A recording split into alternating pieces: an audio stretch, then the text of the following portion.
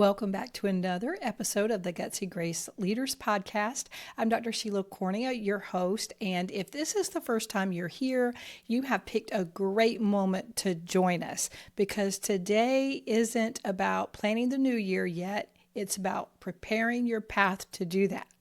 December tries to clutter our minds, our calendars, our expectations, and even our emotions. But as leaders and influencers, we don't wait for clarity and convenience to bring us everything on a silver platter. We participate with God in making room for what He's preparing in us and for us that's coming next. Today we're talking about clearing the path.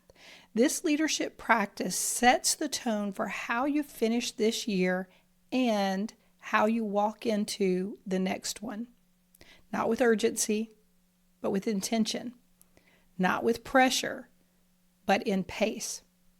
Not by doing more, but by actually removing what doesn't belong.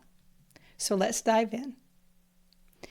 Clearing the path is more of a spiritual practice, even more so than a strategic one. Your December doesn't need more effort. It needs alignment and discernment.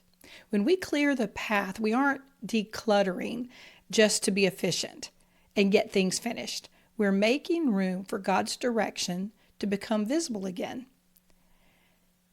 Psalm tells us that the steps of a man are established by the Lord when he delights in his way. When the path is cluttered with old tasks, emotional residue, and unfinished decisions, you can't really see where the Lord is leading. So clearing the path is your way of saying, God, I'm removing all the things that are distracting me so I can see where you're guiding me. So how do we do this? Well, let's just start with identifying one area. It can be spiritual, practical, emotional, where it feels crowded or cluttered. Let's just call it out, name it, and invite God to tell us whatever He wants us to know about that thing. So for me, I have some house projects that I want to finish up before going into the new year. Now, they're not big projects. It's not like I'm going to paint my whole house or do construction, but I have some rooms that I've been wanting to reorganize and they feel cluttered or disorganized or just not quite right. Every time I enter and exit those rooms, I feel frustrated. I know that's not God's best for me. It's a distractor to what He really wants for me, and that's limiting me from using those rooms in the way that He has given me ideas to use it. So that's simple. I just ask Him, God, show me in my calendar where I can map out some time to do this and get it taken care of, and give me the witty ideas I need to know exactly how to organize it in the way that it's going to best work for the things you want me to do in this room. Also, we have to remember that leaders lose momentum not from the hard work we're doing, but from the hidden obstacles in the path of that hard work. Most of us don't lose heart just because it's hard. We lose heart when we keep tripping over the obstacles that we didn't see coming. Most of the weight you're carrying isn't heavy because it's so big. It's heavy because it feels unfinished or misaligned. The unsent emails, lingering decisions, small tasks with big emotional drag, like that room for me. Conversations you've been avoiding. Ideas that you haven't yet released or committed to or put out in the world that are still hidden in your heart and even kind of nagging in your ear. Those aren't really tasks. They're debris or branches cluttering the road ahead. And until you move them aside, you won't be able to walk freely. There is a season for everything and a time for every matter under the sun.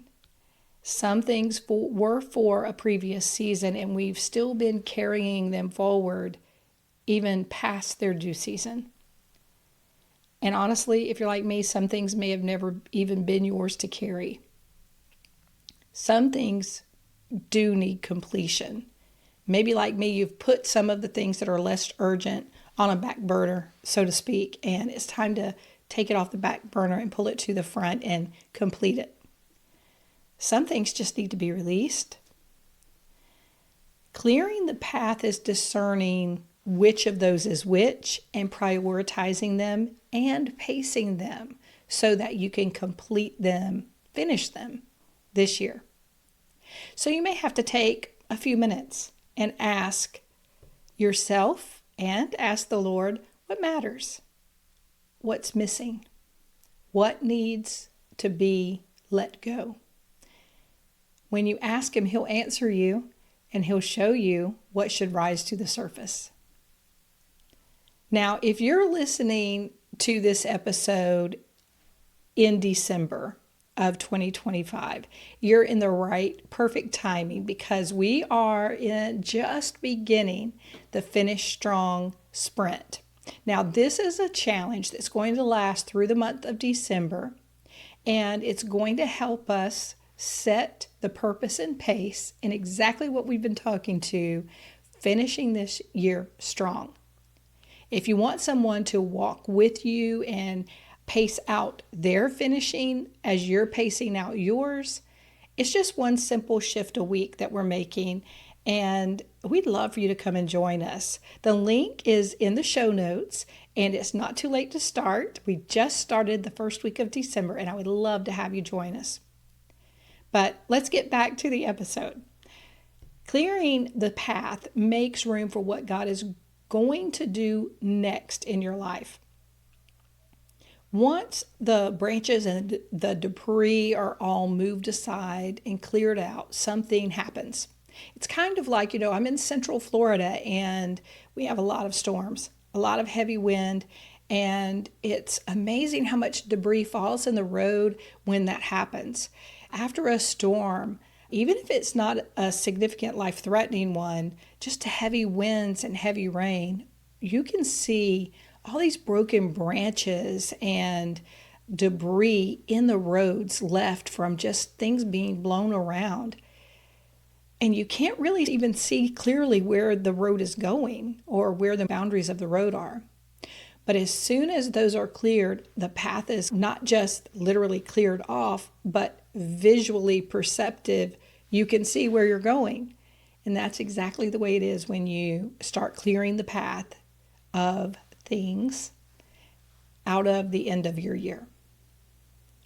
You can see again. You can hope again. You can recognize the path that God's put before you again.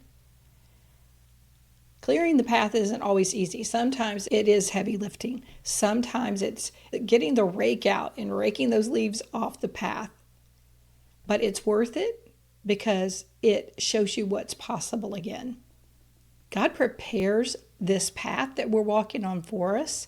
And when we just simply remove all of the things that maybe we even dropped on the path along the way, then it becomes clear again. When you clear up your spiritual path of listening to Him, you can hear Him more clearly. When you clear out the mental spaces, ideas start to come back again. You're unclogging that conduit. When you clear physical space, like I'm going to be doing in one of my rooms, then it brings peace and eases frustration. So let's pace this out. Let's finish this year strong. Let's settle into the peace of the ending of things.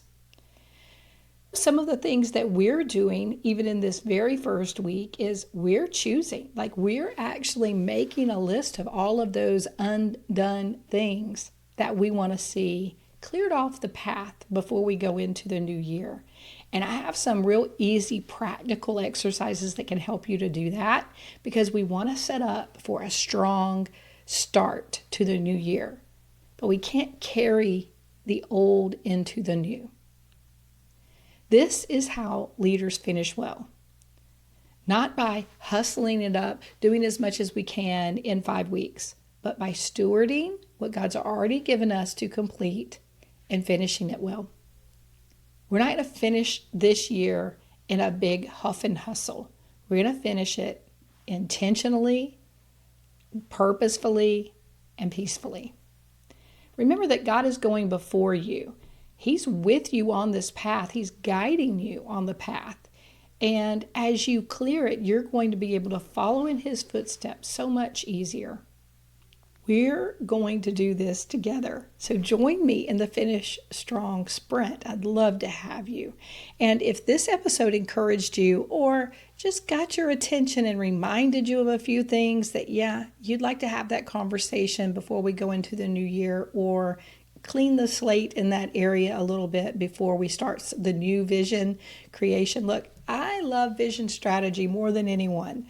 But I know that we can't carry a load of burden into that vision strategy, or we feel heavy even before we dream. And we want to dream big next year. So let's lighten that load, lighten that burden, go in with clean hearts, a clean slate, and ready to run with the vision that God gives us. If this encouraged you, if you're feeling the same way I am about finishing this year strong, then go ahead and share this episode with another Christian woman that may want to join us in the Finish Strong Challenge, or may just need the same kind of encouragement. The link to the Finish Strong Sprint is in the show notes. So just click there and you'll go right into being able to register. It's free. Did I forget to say that? It's free, but you do have to register to join us. And I would love to walk with you on your path as we are clearing things for the new year. Until the next episode, know I'm praying for you, and I'm here for you. So feel free to reach out to me on any of the socials or email me and let me know what's one big thing that you're going to get accomplished in 2025. I'd love to know. Take care.